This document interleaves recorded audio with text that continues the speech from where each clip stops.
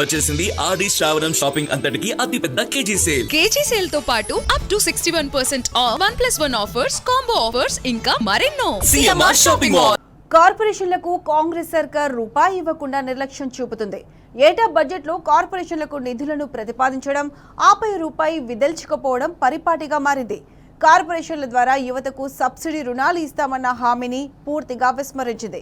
వాటి పరిధిలో ఉద్యోగ ఉపాధి శిక్షణలను అటకెక్కించింది. ఫలితంగా ఎస్సీ ఎస్టీ బీసీల సంక్షేమం నీరుగారుతుంది.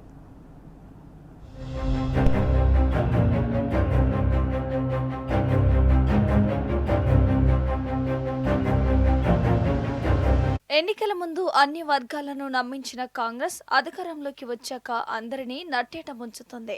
అత్యంత వెనుకబడిన వర్గాలను, కార్పొరేషన్లను ఏర్పాటు చేసి స్వయం ఉపాధికి రుణాలను అందిస్తామని నాడు కాంగ్రెస్ ఊదరగొట్టింది. ఆచరణలో మాత్రం అందుకు భిన్నంగా వ్యవహరిస్తుంది. కొత్త కార్పొరేషన్లు ఏర్పాటు చేసి చేతులు దులుపుకోవడంతో పాటు నిధులు కేటాయించకుండా ఉన్న కార్పొరేషన్లను నిర్వీర్యం చేసే దిశగా విధానపర నిర్ణయాలు తీసుకుంటోంది. ప్రభుత్వం గడిచిన 2.5 ఏళ్లలో కార్పొరేషన్లకు రూపాయి ఇవ్వకుండా చోద్యం చూస్తుంది.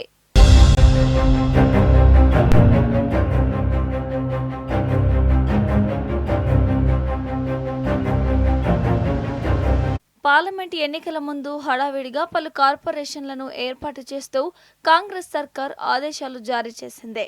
ముదిరాజ్, యాదవ కురువ, మున్నూరు కాపు, పద్మశాలి, పెరిక, లింగాయత్, మేరా, గంగపుత్ర, ఈబీసీ సంబంధించి ఆర్యవైశ్య, రెడ్డి, ఆదివాసీ, సంత సేవాలాల్, లంబాడి, ఏకలవ్య కార్పొరేషన్లను ఏర్పాటు చేస్తూ ఉత్తర్వులు సైతం జారీ చేసింది. అన్ని బీసీ కులాల సమగ్ర అభివృద్ధికి కార్పొరేషన్లు ఏర్పాటు చేసి యువతకు 10 లక్షల వరకు పూచీకత్తు లేకుండా వడ్డీ లేని రుణాలను అందిస్తామని వాగ్దానం చేసింది. అది నెరవేరలేదు.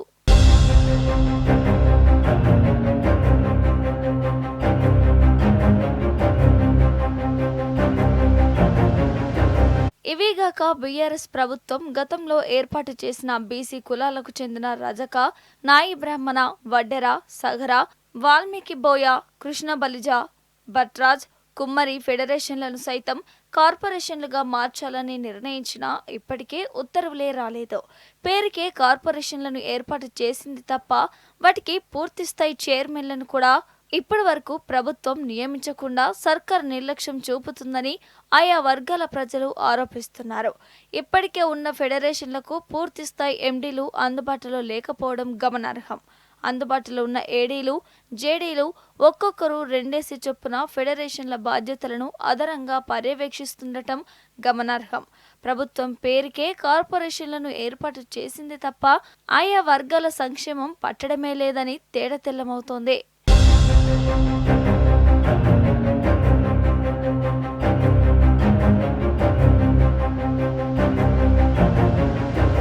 అసెంబ్లీ ఎన్నికల సందర్భంగా కాంగ్రెస్ ప్రభుత్వం కామారెడ్డి డిక్లరేషన్ పేరిట బీసీలకు, చేవెళ్ల డిక్లరేషన్ పేరిట ఎస్సీ ఎస్టీలకు పలు హామీలను గుప్పించింది.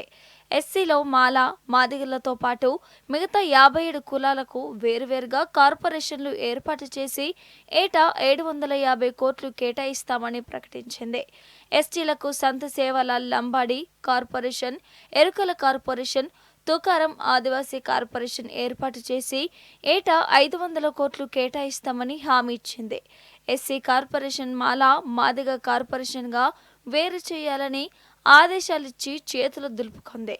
57 షెడ్యూల్డ్ కులాల కార్పొరేషన్ ఏర్పాటుపై ఇప్పటికీ ఆ ఊసే ఎత్తటం లేదు.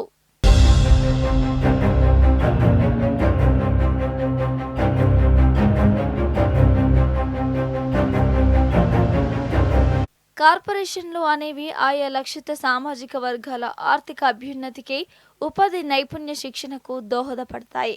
ప్రతి కార్పొరేషన్ కూడా ప్రత్యేకంగా ఏటా యాక్షన్ ప్లాన్ను రూపొందించుకొని ఆయా వర్గాలకు సబ్సిడీ రుణాలను అందించడం పరిపాటి. ఆయా సామాజిక వర్గాలకు చెందిన నిరుద్యోగ యువతకు, కుల వృత్తిదారులకు నైపుణ్య కార్యక్రమాలు నిర్వహించడం కూడా కార్పొరేషన్ విధుల్లో ఒకటి. కానీ ప్రస్తుతం కాంగ్రెస్ ప్రభుత్వం తీరుతో కార్పొరేషన్లన్నీ నిర్వీర్యమయ్యే దుస్థితి దాపరించింది. బడ్జెట్లో నిధులను ప్రతిపాదించడం, ఆపై రూపాయి ఇవ్వకపోవడం పరిపాటిగా మారింది. రాజీవ్ యువ వికాసం పథకం పేరిట రుణాలను అందజేస్తామని చెప్పిన సర్కార్ ఎస్సీ, ఎస్టీ, బీసీ వర్గాలకు తీవ్ర విద్రోహాన్ని తలపెట్టింది.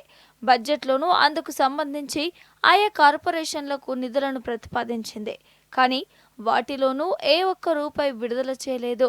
రుణాల మంజూరుకు దరఖాస్తులను స్వీకరించి ఏడాది దాటినా ఇప్పటి వరకు వాటికి అతిగతి లేకుండా పోయింది.